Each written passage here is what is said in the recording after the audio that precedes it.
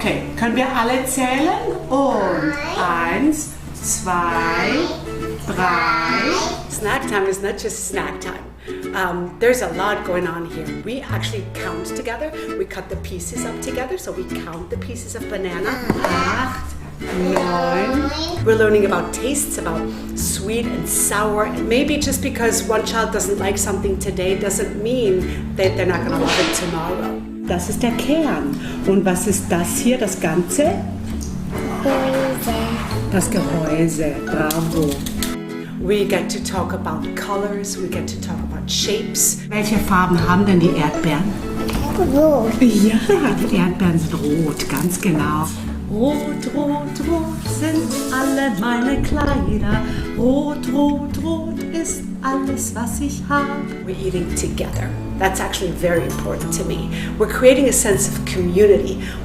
Every child has food in front of them. They can take as much as they'd like.